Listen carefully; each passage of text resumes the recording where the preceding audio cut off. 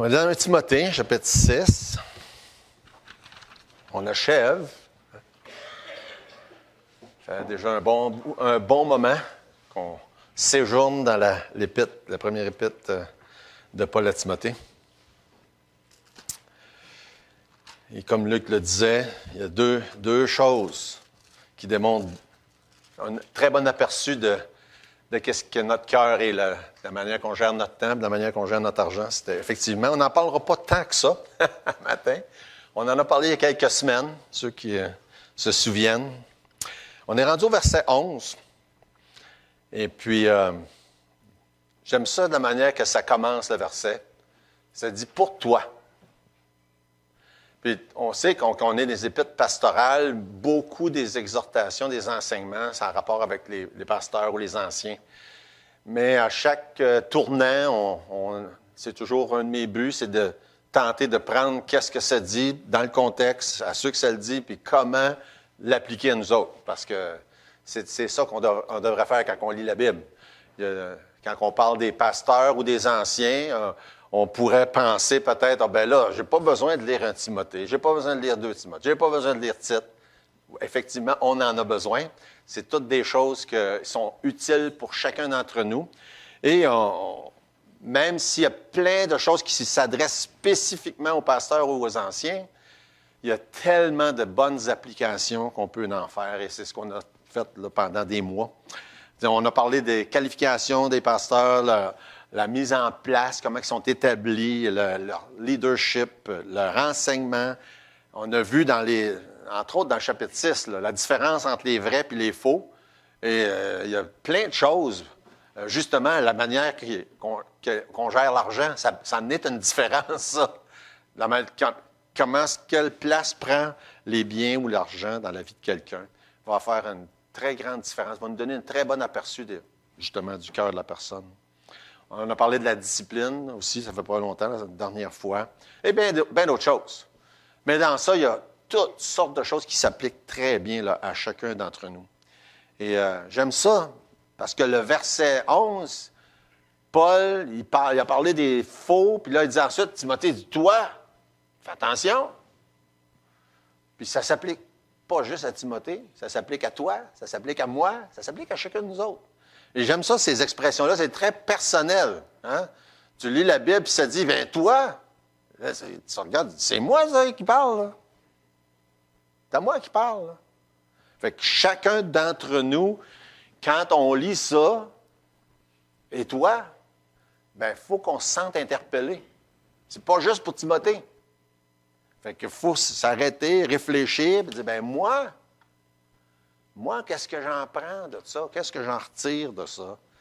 Et c'est intéressant. Ça fait que tout de suite, dès le début du verset, il dit, mais toi, puis il a dit, homme de Dieu, puis encore là, comprenant le contexte de pasteur ou ancien, l'expression est là pour ça, mais à part les limitations qui sont adressées seulement aux hommes, dans certains contextes, pour les pasteurs et les anciens, beaucoup des autres choses s'adressent aux femmes aussi, aux femmes de Dieu. Et fait que c'est important de pouvoir faire la part puis de dire, hey, ça s'applique à moi aussi. Chacun d'entre nous, on peut puis on doit en retirer des choses pour chacune de notre vie. On va prier. Alors, Seigneur, on est devant toi pour te dire encore une fois merci. Merci de ta grâce merveilleuse. Merci du sacrifice de Jésus à la croix, de ce don merveilleux, de sa vie, de son sang qui a été versé en guise de paiement pour la dette de nos péchés. Comment tu es merveilleux. On veut te dire merci. On te prie, Seigneur, que tu puisses accepter ces louanges, accepter ces actions de grâce, puis parler à nos cœurs ce matin, comme toi seul peux le faire. Et je sais que tu veux le faire. Et je te prie, Seigneur, que chacun de nous, que ce soit moi et toutes les autres qui se voient dans cette phrase-là, mais toi, qu'on puisse retirer, partir d'ici avec une attitude renouvelée pour pouvoir vivre selon ce que tu nous enseignes dans ta parole. Bénis, Seigneur, le restant de la journée. On te prie pour ceux qui ont des besoins particuliers, que ce soit des problèmes de santé ou tout autre. Puis on pense à Richard ce matin. On t'a pris de l'aider à pouvoir reprendre des forces et de l'accompagner dans ces moments-là où il y a eu des moments de faiblesse. On t'a pris pour lui, on t'a pris pour tous les autres. Et on t'a pris pour nos enfants qui sont à l'école dimanche, nos petits-enfants. On te prie d'accompagner ceux qui sont avec eux. Et bénis-les, Seigneur. Dans le nom de Jésus, amen. Donc, c'est ça. Pour toi, homme de Dieu ou bien femme de Dieu, eh bien, comment appliquer toutes les choses, parce que là, c'est la conclusion. Hein? On en a vu des choses dans le livre de 1 Timothée. Et la première phrase qu'il a dit à Timothée, c'est « Fuis ces choses ». Fuis ces choses. Là, écoute, bien, on ne les nommera pas toutes. Là, hein? On en a vu des choses. Paul en a mentionné des choses. Fuis ces choses. Quelles choses? Dans le début du chapitre 6, il en mentionne plusieurs. On va en glisser quelques-unes, là, mais il y en a plein d'autres. Il parle de faux docteurs, de fausses doctrines, de faux enseignements, de mauvaises attitudes, de mauvaise gestion, justement, comme on a parlé de finances. Et là, il parle de ceux qui sont trop orgueilleux, la maladie des questions oiseuses, les calomnies, les mauvais soupçons, les vaines discussions, et ainsi de suite. Fuis ces choses. Fuis ces choses. Puis au verset 10, le verset juste avant, l'amour de l'argent. Fuis ces choses. Fuis ces choses. Des choses qu'on devrait fuir, qu'on devrait rejeter, chacun d'entre nous. Et dans la Bible, il y a souvent une balance entre, comme là, dans le contexte, il dit « Fuis ces choses, puis recherche-en d'autres ». Puis ça me faisait beaucoup penser à Éphésiens chapitre 4, hein, où ce que ça dit dépouille-toi de certaines choses, puis revêt-toi de certaines autres. Même chose, même concept. On voit ça souvent dans la Bible. Débarrasse-toi des choses mauvaises, mais va-t'en vers les bonnes choses. On ne peut pas juste se débarrasser. Dire, ah ben là, ça c'est pas bon, ça c'est pas bon, ça c'est pas bon, puis là, non, un peu. C'est pas ça la vie chrétienne. Je me sépare de ci, je me débarrasse de ça. Oui, mais tu fais quoi? Il faut faire quelque chose. Et c'est ça l'idée. Fuis ces choses, puis recherche d'autres choses. Dans Éphésiens 4, quand ça dit se dépouiller, se revêtir, à partir du verset 20, ça dit mais vous, c'est pas ainsi que vous avez appris Christ. Si du moins vous l'avez entendu, si conformément à la vérité qui est en Jésus, c'est en lui que vous avez été instruits à vous dépouiller. Hein? On se dépouille de quoi? Des mauvaises choses. Dans Éphésiens, il y en a une autre liste. Dans Timothée, il y en a une autre liste. Il y en a plein de listes. On se dépouille, on se débarrasse. Un des concepts qu'on a vu dans les dernières semaines, Paul revient souvent avec l'idée du combat, puis du soldat. Puis d'un soldat, hein, il ne faut pas qu'il en mette trop dans son pack-sac. Hein, s'il en a trop, ça ne marche pas. Il faut qu'il laisse de côté les choses qui ne sont pas utiles. Hein, c'est facile à comprendre, ça. Peu importe dans quoi qu'on fait.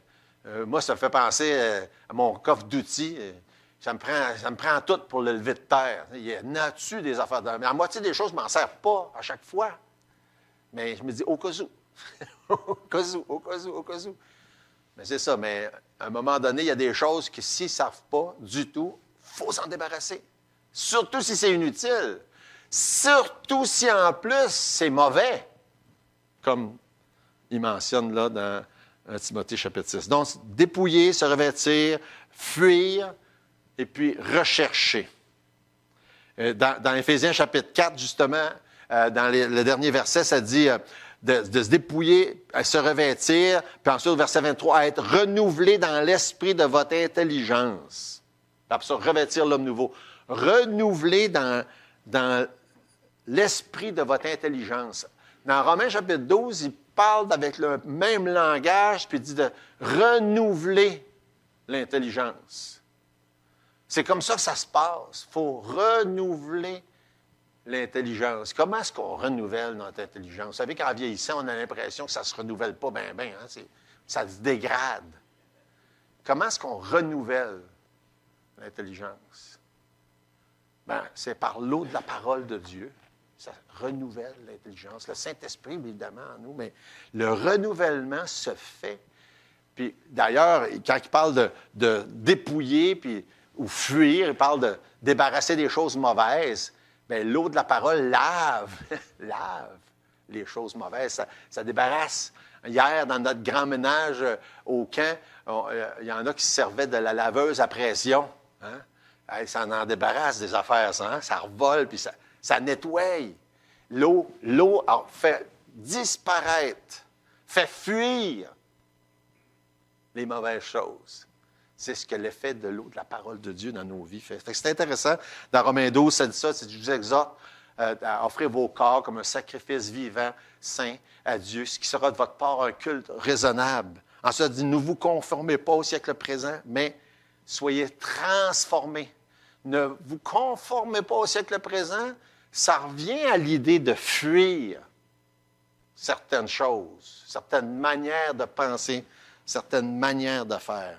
Ne vous conformez pas au siècle présent, mais soyez transformés par le renouvellement de l'intelligence, encore la même expression.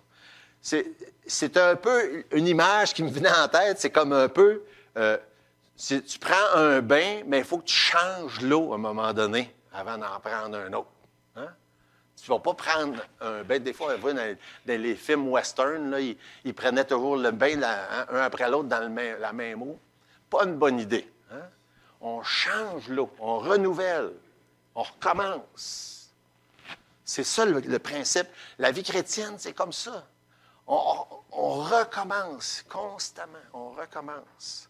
On se fait renouveler, le renouvellement de l'intelligence par Dieu, par sa parole, jour après jour.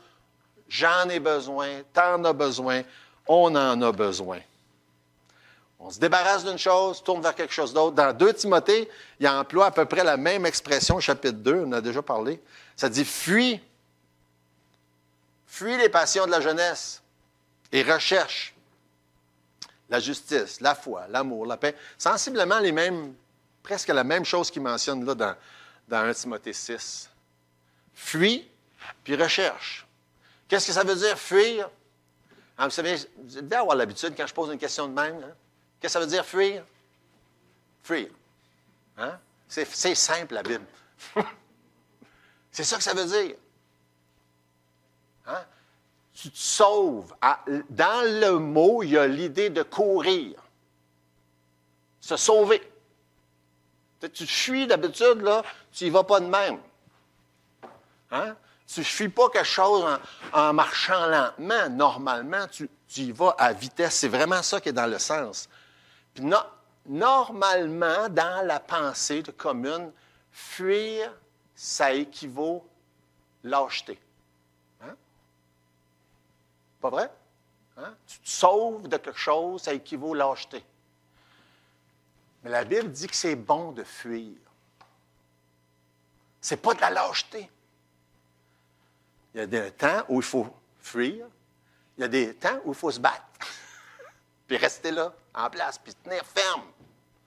Mais il faut savoir discerner quand c'est le temps de fuir, puis quand c'est le temps de tenir ferme. On a plusieurs exemples dans la Bible de personnages qui étaient des grands personnages qui ont accompli beaucoup de choses. Puis quand c'était le temps, ils ont fui. Hein? Un des premiers qu'on pense, Joseph. Hein? Quand c'était le temps de fuir, il a fui. Il a même laissé son linge là, quand il s'est sauvé. Hein? Il était tenté, il était exposé à de quoi que la plupart, je pense, honnêtement, là, la plupart des hommes n'auraient probablement pas résisté à ce qu'il a résisté. Puis il a décidé de résister. Il a décidé de fuir face à une tentation que ça aurait été si facile. Il a dit, pourquoi pas? C'est pas de ma faute. J'ai été forcé. Hein? C'est facile de trouver des excuses. Il a fui quand c'était le temps de fuir. Quand la femme de son patron a essayé de l'amener dans son lit. Il a fui. Et je ne pense pas qu'il y ait personne ici, ça est arrivé de quoi de même, là. Hein? Mais on pourrait prendre plein d'autres exemples. Ouais, bien, ça m'est déjà arrivé d'être tenté de ci ou tenté de ça. Tenté de jeter un regard de plus, par exemple. Tenter de prendre quelque chose qui n'était pas justifié que je le prenne, par exemple. Il y a plein de choses qu'on pourrait tenter de laisser la colère prendre le dessus quand ce n'était pas légitime. Et des exemples, là, je suis sûr que vous en avez plein d'autres. Mais qu'est-ce qu'on fait? Il dit, bien, fuis. Il y a des temps où il faut fuir. Joseph, comme beaucoup d'autres, on aurait pu prendre David, c'est un autre exemple, il a fui quand c'était le temps de fuir. Pourtant, c'est un des hommes les plus courageux que la Bible nous parle. Mais à un moment donné, il a fui devant Saül, quand c'était le temps de fuir. À d'autres moments donnés, il n'a pas fui. Et on prend l'exemple de Joseph ou n'importe qui, puis on va dire, bien, est-ce que la fuite de Joseph l'a empêché d'avoir des répercussions? Non. Ça n'a pas été bien, même s'il a fui devant la tentation. Ça n'a pas été bien, il s'est fait mettre en prison. Est-ce que de fuir les mauvaises choses va toujours nous exempter d'avoir des problèmes? Oh, non. Non, mais il y a une chose, par exemple, qu'on peut dire, puis si vous ne vous rappelez pas d'autres choses, j'espère que vous vous rappelez celle-là. Les conséquences de ne pas fuir vont être pires que celles de fuir. Peut-être pas sur le champ, mais les conséquences vont être pires. Des fois, on va dire, ben non, je ne peux pas.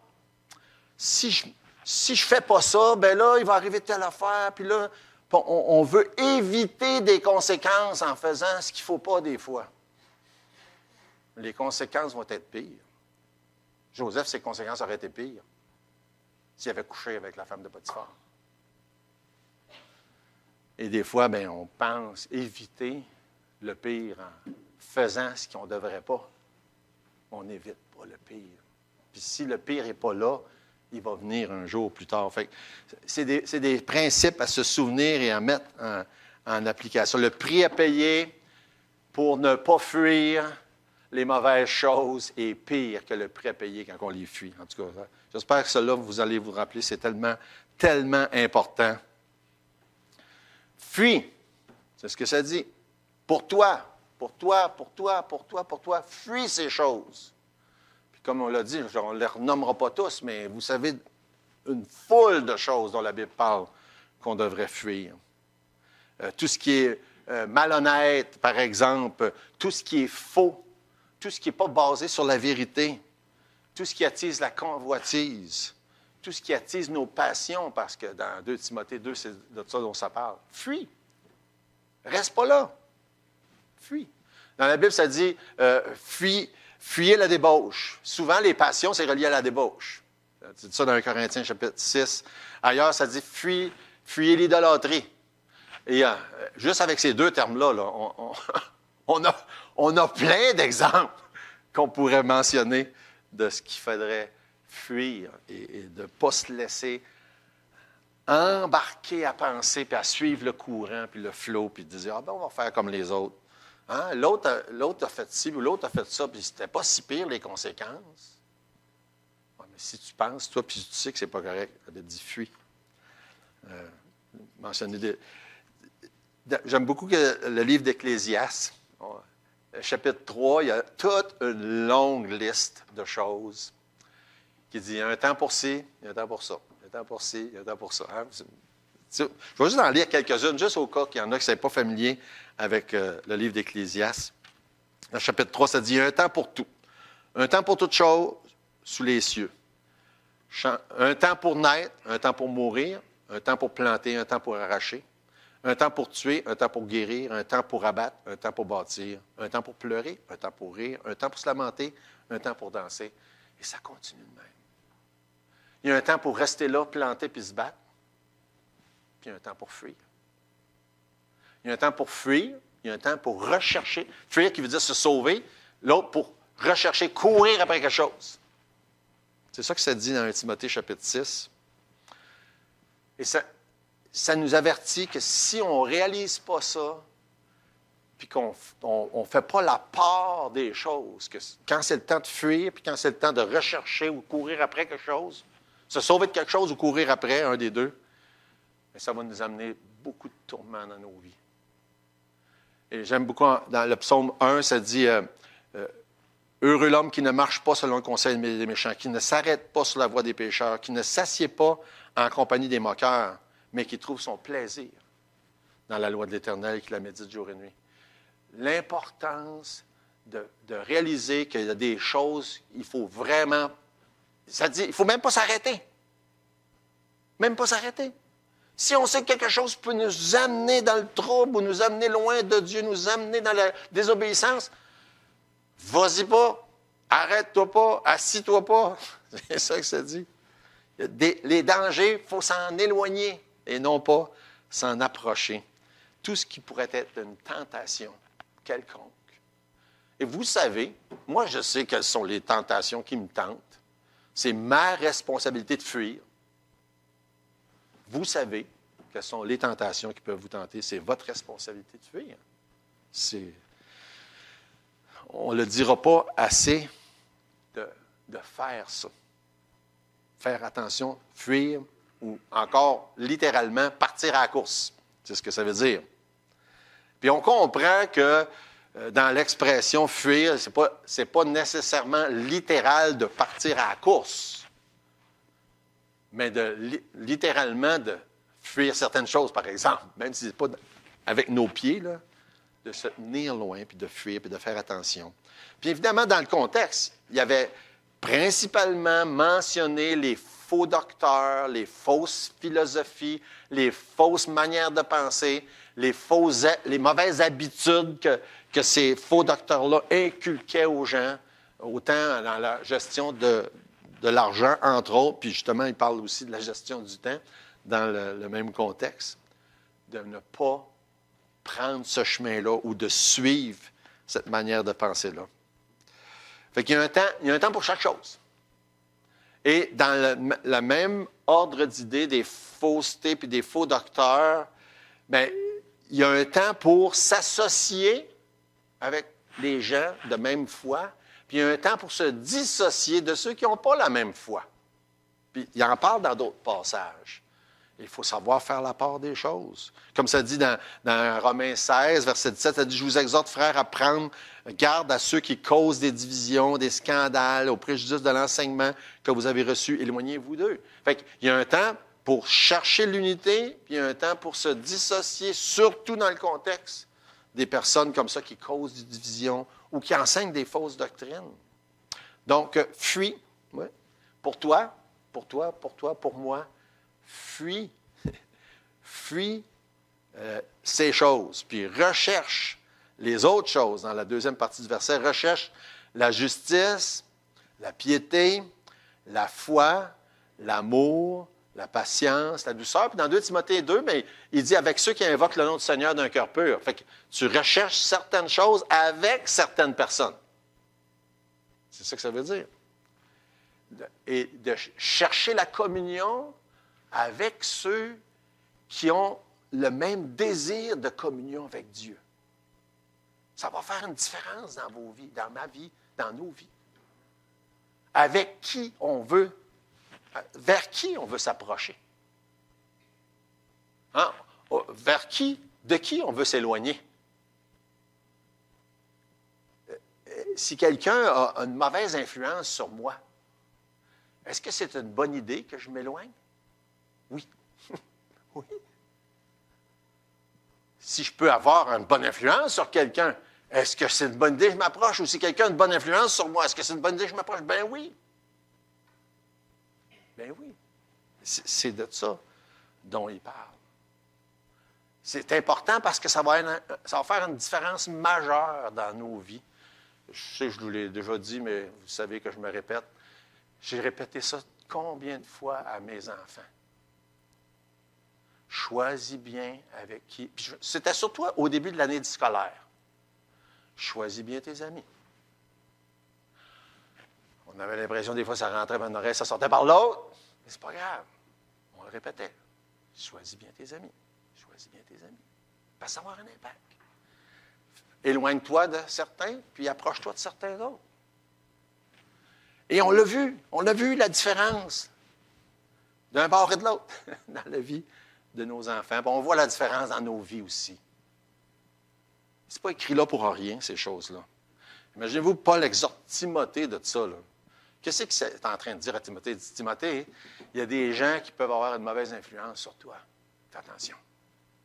Il y a des habitudes qui peuvent avoir un impact néfaste dans ta vie, fais attention. Éloigne-toi de ci, éloigne-toi de ça, fuis. Il faut fuir la fausseté, le péché, l'erreur. Mais ce n'est pas un prétexte pour se retirer de tout le monde puis rester dans son coin puis dire, ben là, écoute, parce qu'on le voit ça aussi, là. Hein? Vous êtes tous familiers avec ça. On a vu des gens, ils viennent à l'église un certain temps, on dit, ah non, il y a telle personne qui n'est pas correcte, il y a telle personne qui n'est pas correcte, je ne viendrai plus. Ouais. Si on en va dans une église où il y a juste des personnes parfaites, eh bien, vous me le direz. Il n'y aurait pas grand monde dans cette église-là. Il n'y en aura pas. Il n'y aura pas personne. Mais souvent, les gens se retirent parce que là, telle affaire ne fait pas mon affaire, telle affaire ne fait pas mon affaire. C'est pas ça l'idée, c'est pas ça le but. Hein? On s'éloigne et on fuit certaines choses, certains mauvais enseignements, mais n'oublions pas que c'est dit dans Proverbe 18. Hein? Qu'est-ce que vous savez? Celui qui se tient à l'écart cherche ce qui lui plaît. Le but, ce n'est pas de se tenir à l'écart tout seul dans son coin. Le but, c'est de rechercher à avoir des liens et de la communion avec des gens qui recherchent la même chose qu'on recherche. De plaire à Dieu, de suivre, d'obéir à sa parole. C'est ça qui est le but. Et de fuir certaines choses qui pourraient être néfastes.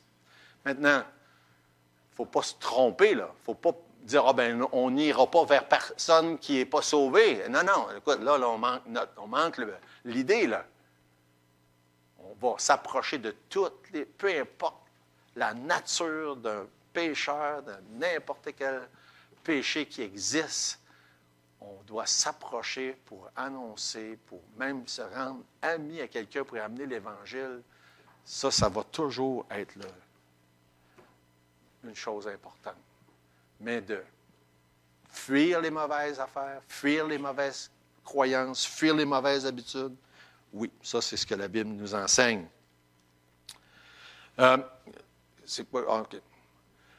Ça dit verset 12 maintenant. Fait qu'on a quand même passé assez de temps sur verset 11. Combat le bon combat de la foi. On a parlé de ça à plusieurs reprises dans Timothée. Il revient dès le chapitre 1, il commence avec ces expressions-là qui ont rapport avec l'aspect militaire, d'avoir un combat, de se battre, d'avoir les armes, etc. Mais j'aime beaucoup cette phrase-là parce que ça dit une chose qu'il ne faudrait jamais oublier. C'est une chose de combattre, mais il dit combat le bon combat. Et encore là, quand on est des parents et qu'on est des parents qui ont des petits-enfants puis que nos enfants sont rendus adultes, puis des fois qu'on réfléchit puis qu'on regarde en arrière puis on dit « Ouais, celle-là, je l'ai manqué. J'aurais pu faire ça autrement. C'est un combat qui ne valait pas la peine. Hein? Je ne sais pas si tu es le seul qui pense comme ça.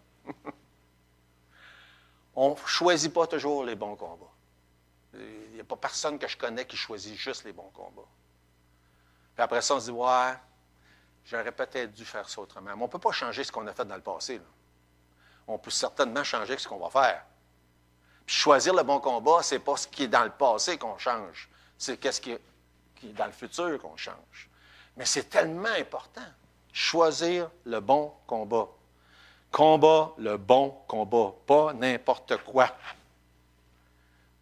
Concentre ton temps sur les bonnes affaires. Ça dit combat le bon combat de la vie éternelle. De la foi, je m'excuse. Saisis la vie éternelle à laquelle tu as été appelé, pour laquelle tu as fait une belle confession en présence d'un grand nombre de témoins. C'est tellement une belle phrase. Combat le bon combat. Il y a un temps pour fuir, il y a un temps pour combattre, mais quand on combat, il faut combattre la bonne chose. Et justement, en rapport avec ce que tantôt Luc mentionnait, quand ça dit dans la Bible, rachetez le temps, parce que les jours sont mauvais. On n'a pas de temps à perdre, à combattre des combats inutiles. C'est malheureux. Moi, comme je le dis, j'ai souvent, en regardant en arrière, j'ai perdu du temps précieux à combattre des combats inutiles. On n'a pas de temps à perdre pour ça. Il faut choisir nos combats. Et comme on sait, quand c'est avec nos enfants, comment est-ce que c'est, hein? Il y a des fois qu'on se dit, bon, ça ne vaut pas la peine. On ne perdra pas de temps avec ça. Puis d'autres fois, on le fait pareil. Combattons les bons combats. Éphésiens 5,16, rachetez le temps car les jours sont mauvais. Colossiens 4,5, conduisez-vous avec sagesse envers ceux du dehors et rachetez le temps. La seule manière de racheter le temps, c'est quoi? C'est de ne pas le perdre. C'est tout. Pas de perdre. On ne peut pas racheter le temps du passé, mais on peut, dans le futur, pas perdre le temps précieux que Dieu a mis à notre disposition. Puis la manière de le faire, c'est en combattant les bons combats, ne pas perdre du temps avec des choses futiles, ne pas se chicaner pour des choses insignifiantes. Il faut savoir rechercher les bonnes choses, fuir les bonnes choses. Il faut savoir s'unir quand c'est le temps, il faut savoir se séparer quand c'est le temps. Et surtout, choisir les bons combats. Et on doit prendre ça chacun dans nos vies individuellement. En tant que pasteur, c'est d'autant plus un défi. En tant qu'Église, c'est la même chose. On doit choisir de combattre le bon combat. Et le mot combat qui est là, c'est littéralement, là, c'est un mot qui veut dire agoniser. Vraiment, là, ça veut dire là, se battre là, avec intensité. C'est appliqué avec les athlètes, c'est appliqué avec les soldats. Vraiment, là, c'est ardu, c'est difficile. Puis il y en a des choses comme ça dans la vie, vous savez. Hein? Des choses qu'on dit, waouh, celle-là, je ne l'ai pas vu venir. Ou bien celle-là, j'aurais même mieux pas avoir besoin d'y faire face. Hein? Je pourrais en nommer plusieurs de ceux-là. J'aurais même mieux pas avoir affaire à ça. Mais quand c'est le temps, il faut combattre certaines choses, combattre le bon combat.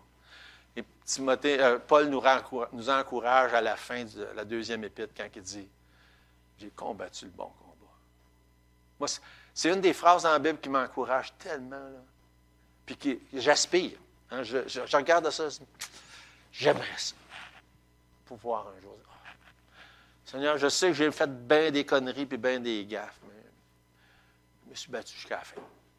J'ai fait ce qu'il fallait, du mieux que je pensais. Combattu le bon combat. Continue à faire ce que Dieu veut. Continue.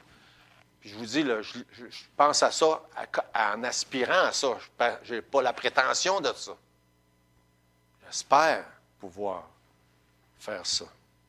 Et qu'est-ce qui est encourageant aussi, c'est quand Jésus nous enseigne les ouvriers de la première heure puis de la dernière heure. Il dit, bien là, il n'est jamais trop tard. Il dit, voilà, j'ai perdu tant de temps dans ma vie, là, qu'est-ce que ça va être l'air, mais je rencontre le Seigneur. Hey, inquiète-toi pas. Jésus traite les ouvriers de la dernière heure de la même manière qu'il traite ceux de la première heure. Ça, c'est extraordinaire. Il n'y en a pas d'autres boss comme ça. C'est extraordinaire. Il n'est jamais trop tard pour dire, je vais combattre le bon combat. Il n'y a pas personne qui ne va pas dire, le Seigneur, il ne m'acceptera pas comme ça. Non, il n'est jamais trop tard pour personne. Ça peut faire des années que tu as une marche nonchalante, puis tu dis, Seigneur, je voudrais marcher comme il faut jusqu'à la fin aujourd'hui. Le Seigneur va dire, c'est beau. Viens-t'en, content de toi. Bien content. Je t'accepte. Extraordinaire. C'est une des choses que les mercredis soirs, quand on examine le livre Doux et humble de cœur, c'est une des vérités de la parole de Dieu qui est omniprésente. Cette capacité-là à Dieu, dans sa grâce et dans sa miséricorde, de nous prendre comme on est n'importe quand. N'importe quand. C'est extraordinaire. Il n'y en a pas d'autre comme ça. Et c'est ça qui est si réconfortant. Et ça veut dire combattre le bon combat. Il y a une belle image dans le livre de Néhémie où ils travaillaient avec une main puis ils tenaient leur arme avec l'autre. Quelle image, hein? Juste imaginez ça là, dans notre monde, un gars qui a un marteau dans les mains puis une mitraillette dans l'autre. C'est une drôle d'image quand on y pense. Mais c'est une image pour nous montrer qu'on peut être en train de bâtir en même temps qu'on est en train de se battre, de lutter. T'arrêtes pas tout parce qu'il faut lutter. Puis tu n'es pas en train de juste construire, puis tu oublies de te défendre, puis tu oublies qu'il y a des combats, puis là, tout d'un coup, oups, tu te fais prendre par surprise. On fait en même temps. C'est ce que ça dit dans Néhémie, chapitre 4. Ceux qui bâtissaient la muraille et ceux qui portaient ou chargeaient les fardeaux travaillaient d'une main et tenaient une arme de l'autre. C'est tellement une belle image. Pour la réalité, c'est la réalité, ça. Et, ceux qui pensent que la vie chrétienne, c'est toujours facile, puis il n'y a rien de toujours beau. On a chanté, là, c'est si beau la vie quand on la vit par la foi. Hein? J'aime beaucoup ce chant-là, mais il y a des fois, c'est pas si beau que ça. Il y a des fois, c'est dur, puis c'est pénible. Il y a des fois qu'il faut qu'on ait la truelle d'un bord, puis l'épée de l'autre. Et ça, c'est la réalité de la vie chrétienne. Combat le bon combat, puis là, il faut juste finir un peu en mentionnant les choses, en continuant. Saisis la vie éternelle. Cette expression-là, c'est très étroitement lié à la notion de, quand Jésus parle dans Jean 10, qui est venu pour donner la vie en abondance. Cet aspect-là de prendre ce que Dieu nous donne. Hein? Tu regardes, il te donne la vie éternelle et tout ce qui vient avec. Prends-le, absorbe-le, reçois tout ce que Dieu a puis pour toi puis veut te donner. Et la vie éternelle est déjà commencée quand on est croyant. Il ne faut pas lâcher, il faut continuer, il ne faut pas arrêter, il faut saisir la vie avec abondance. Saisis la vie éternelle à laquelle tu as été appelé et pour laquelle tu as fait une belle confession en présence d'un grand nombre. J'aime tellement ça.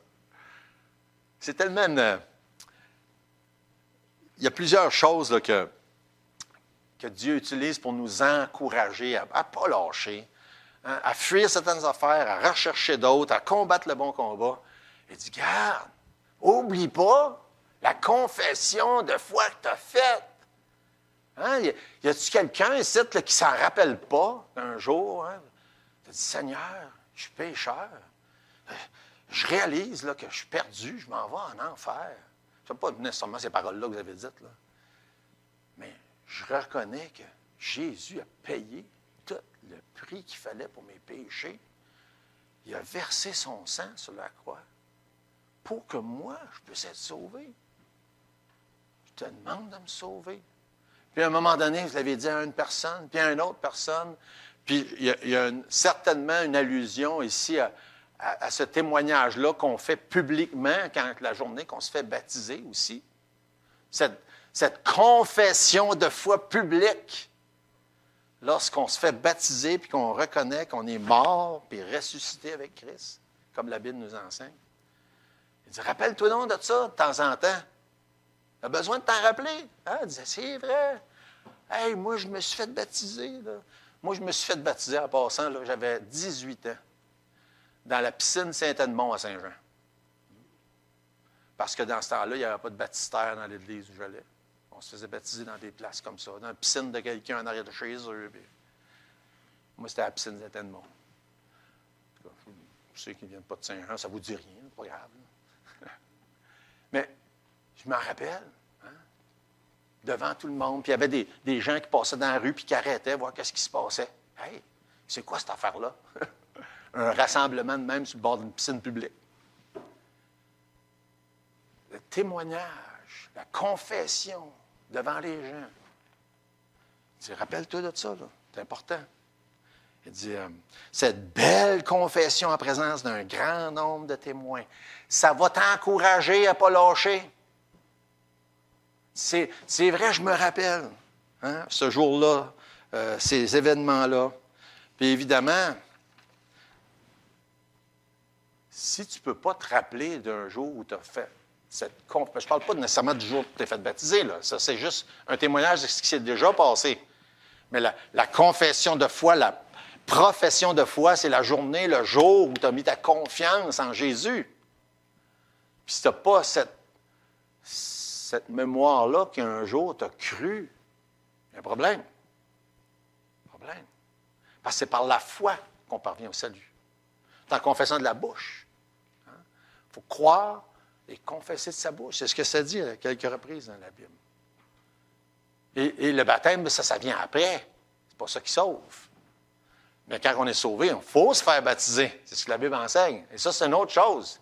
Si tu es sauvé, tu as fait profession de foi en Jésus, ben, c'est pas te faire baptiser à un moment donné. Ça, c'est important de comprendre. C'est de ça dont ça parle, entre autres, là. Pas spécifiquement de ça, mais ça fait partie. Donc, tu te rappelles la confession de foi publique. Ensuite, il dit, et Jésus lui-même a fait ça. Fait que ça aussi, c'est un encouragement. Hein? Le prochain point, il dit, je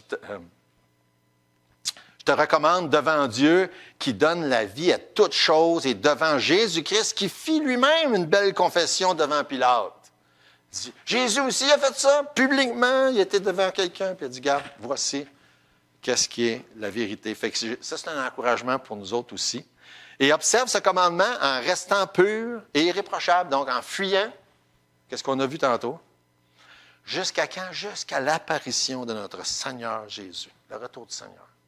C'est le but qu'on se fixe. C'est ce jour-là, le Seigneur va revenir, il va soit venir sur les nuées pour nous chercher tous ensemble, ou bien il va venir nous chercher un à un quand c'est notre heure. Une manière ou d'une autre. C'est ce jour-là qu'on va être dans la présence du Seigneur. Mais là, il parle de son apparition. Là. Il parle plus spécifiquement le jour qui vient. Quand Jésus va venir. Il va revenir bientôt. Ça va se faire, ça, là. Ça fait 2000 ans d'histoire que les gens disent que ça va se faire. Et ça va se faire. Et c'est toujours un point marquant dans la parole de Dieu, ce point de référence-là, quand Jésus va revenir. Et quand il va revenir, il nous dit aussi qu'il va nous demander des comptes. Pas pour dire je t'ai sauvé ou pas sauvé. Ça, c'est déjà réglé. Aussitôt que quelqu'un met sa foi en Jésus, il est sauvé. Il va me demander des comptes. Qu'est-ce que tu as fait de ton temps, entre autres? Qu'est-ce que tu as fait de tes dons? Il va me demander des comptes. Puis la désobéissance n'est pas une option. Dans verset 15, il dit que manifestera en son temps le bienheureux et seul souverain, le roi des rois, le seigneur des seigneurs. Il est le maître absolu. Verset 15 et 16 en passant, c'est encore un autre des nombreux passages dans la parole de Dieu qui me parle de la divinité de Jésus. Écoute, regardez la formulation de ces paroles-là. Le bienheureux, le seul souverain, le roi des rois, le seigneur des seigneurs, qui seul possède l'immortalité. Qui seul possède l'immortalité. Il y a juste Dieu qui possède l'immortalité. Qui habite une lumière inaccessible que nul homme n'a vue ni ne peut voir, à qui appartiennent l'honneur, la puissance éternelle. Amen. Il parle de Jésus, puis tout d'un coup, il parle de Dieu, parce que Jésus est Dieu. C'est aussi simple que ça. C'est tellement une belle déclaration, ça aussi, comme dans beaucoup d'autres passages. Puis, ensuite, il dit au verset 17, recommande aux riches du présent siècle de ne pas être orgueilleux, de ne pas mettre leur espérance dans les richesses incertaines.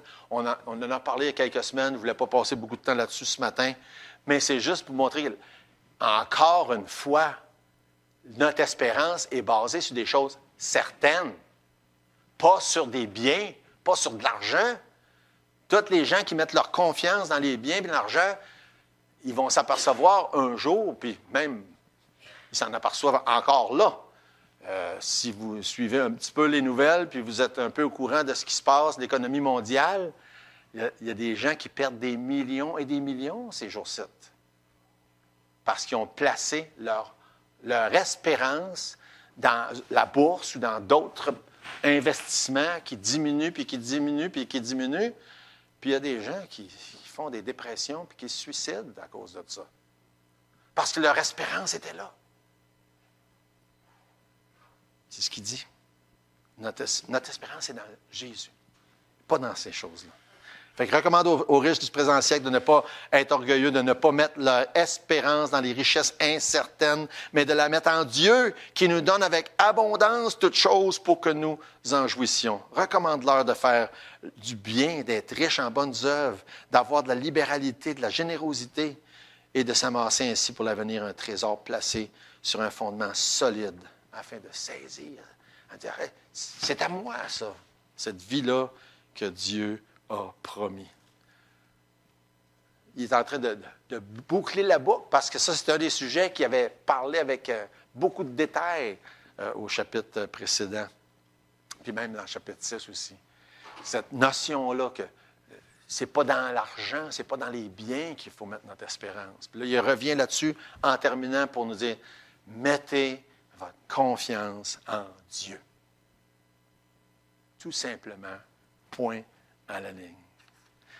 Et la question, encore en terminant, quand ça dit au verset 11, « Et toi? Hein, ou bien « Pour toi? » Bien, je vous leur dis, « Pour toi? » Qu'est-ce que tu penses? Qu'est-ce que tu fais? Hein? Quels sont les choix? Fuir? Rechercher? Mettre sa confiance en des choses? Mettre sa confiance en Dieu? Où est-ce que tu te situes dans ces grandes questions-là? Si vous ne l'avez pas encore fait, si tu n'as pas encore mis ta confiance en Dieu, c'est le temps. C'est, Seigneur, je suis là. Je n'ai rien de bon à t'offrir. Mais toi, je sais que tu m'offres tout. Je mets ma confiance dans ce que Jésus a fait. Je te demande de me donner la vie éternelle. Il va le faire. Il va le faire. Et à tous les jours, on renouvelle, pas pour être sûr de garder le salut, ça ne se perd pas, mais on renouvelle cette communion-là, cette dépendance-là qu'on a de Dieu ou qu'on devrait avoir de Dieu jour après jour. Puis si on pense que c'est mieux de se battre selon ce que Dieu nous demande, bon, on reste là, plante les deux pieds là, puis on se bat. Si on pense que c'est mieux de fuir, bien, on prend nos snacks puis on court. C'est ça que la Bible nous enseigne. Prions. Notre Dieu, merci. Merci pour tes bienfaits, pour ta grâce, ton salut. Merci pour tes paroles qui nous enseignent des beaux principes. Bénis, Seigneur. Conduis-nous. Fortifie-nous. Aide-nous à savoir faire les bons choix, les bonnes décisions dans les bons temps. Dans le nom de Jésus, amen.